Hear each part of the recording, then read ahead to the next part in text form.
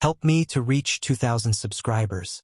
The doctor's eyes froze on the ultrasound screen, and in that suspended second I felt my entire body go cold.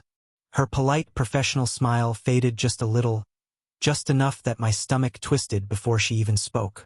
When she finally asked how long my husband had been away for work, her tone shifted into something cautious, almost apologetic. I told her 4 months. She turned the screen slightly, hesitated, then said the words that cracked the air open around me.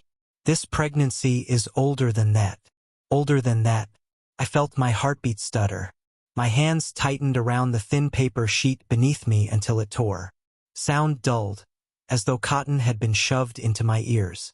I forced a nod because I didn't know what else to do. She kept explaining something about dates and development and measurements, but I couldn't absorb a single word. All I heard were echoes. My husband's voice from airport calls, his father's quiet laugh when he visited to check on me. The drive home felt unreal. Streetlights streaked past like smears of white paint. The steering wheel was slippery under my palms. My mind replayed every moment of the past few months, but now each one felt different. His father bringing groceries. His father insisting on fixing small things around the house. His father staying longer each visit, sitting a little too close, speaking a little too softly. And that one night, the night I fell asleep on the couch after a breakdown, overwhelmed by loneliness and exhaustion. I woke up tucked beneath a blanket, the faint remnants of his cologne lingering against my skin. Back then, I had felt grateful, safe, watched over. Now a chill spread through my bones.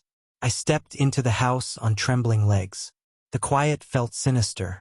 Each shadow seemed to carry a memory I had conveniently tucked away. I set my phone on the table because my hands wouldn't stop shaking, afraid that I already knew the truth, but too terrified to face it. Then it rang. My husband's name lit up the screen. I watched it vibrate, watched it fall silent, watched it ring again. I couldn't answer. Not yet. My throat was too tight to speak without breaking. Instead, God help me, I called his father. The phone rang once, twice. Then his warm, familiar voice filled the speaker. Hello? Everything all right? Not all right. Not even close. I need to ask you something, I said, though my voice barely sounded like my own. Concern colored his tone instantly. You sound upset. What happened? My chest ached. My breath faltered. I forced the words out before I could lose courage. I'm pregnant. Silence.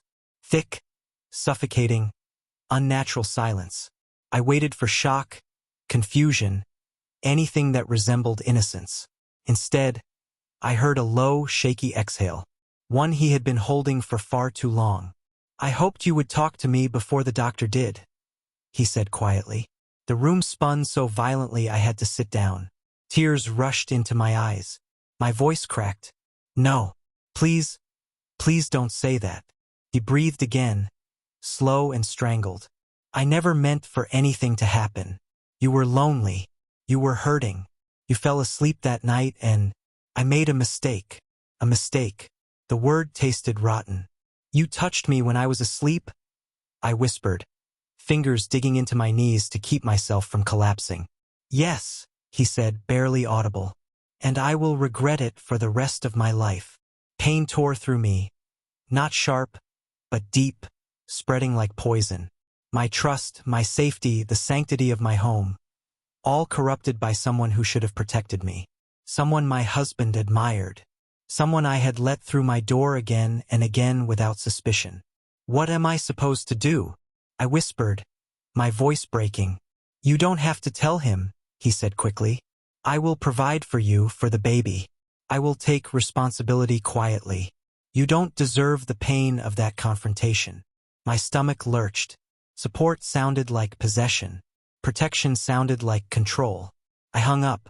The dial tone hummed like a distant scream. I stared at the wall, breathing in sharp, painful gulps, realizing that everything I believed had been warped into something unrecognizable. This wasn't just betrayal. This was violation wrapped in kindness, guilt hidden beneath fatherly concern. A boundary crossed so silently I hadn't even noticed the moment my life shifted. My husband called again. This time I answered because innocence deserved the truth even if truth shattered him. And when I spoke, my voice trembled but did not break.